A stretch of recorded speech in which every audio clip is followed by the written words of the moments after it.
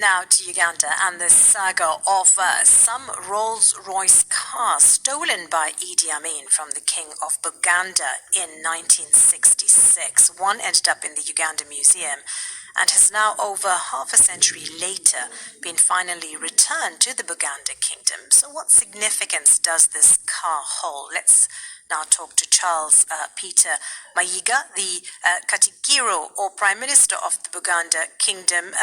Good morning to you, sir. You were 3 years old when Idi Amin ransacked the palace. That must have been a bitter memory for the Buganda people.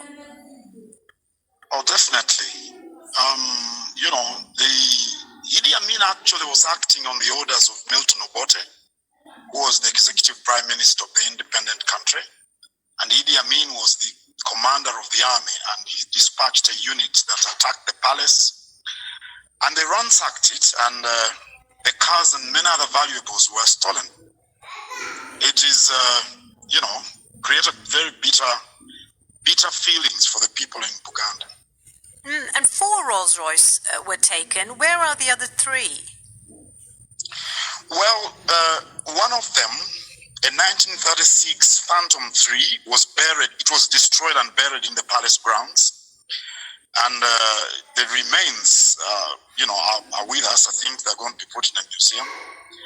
Then there was a silver wreath, which was delivered in 1951. We don't know where it is.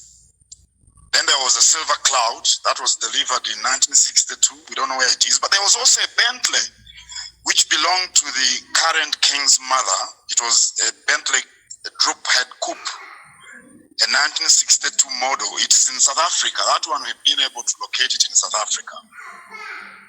And will that be returned? Well, we've engaged our High Commission in South Africa. I've written to the Ugandan High Commissioner in South Africa, and we hope we'll engage with the South African authorities and Interpol. We've got to understand the circumstances under which that car ended up in South Africa, but it is there, and we've seen pictures of it. Because returning the cars, this will sort of help with reconciling with the past, given the fact that it was a scar on the Buganda people.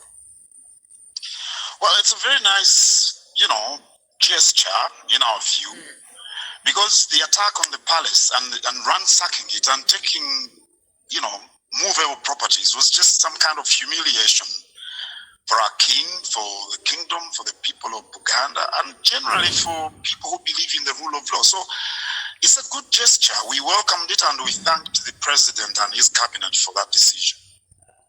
The government of Uganda has held on to the car for decades, saying it belongs to the state. Why have they given it back now? Is it because they recognize how important it is to the Buganda people? I think so.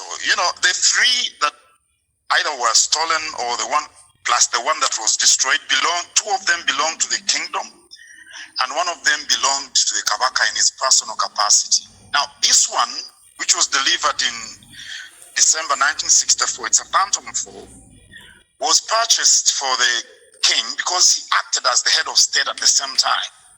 So from the strict legal standpoint, the government had a right claim to it, but it was serving them no purpose. And then the manner in which they took it from the palace was humiliating, and I think returning it is just some goodwill gesture which we welcome. And it's a nice gesture. Thank you very much for speaking to us. That's Charles Peter Mayiga he's the Katikkiro, or Prime Minister of the Buganda Kingdom.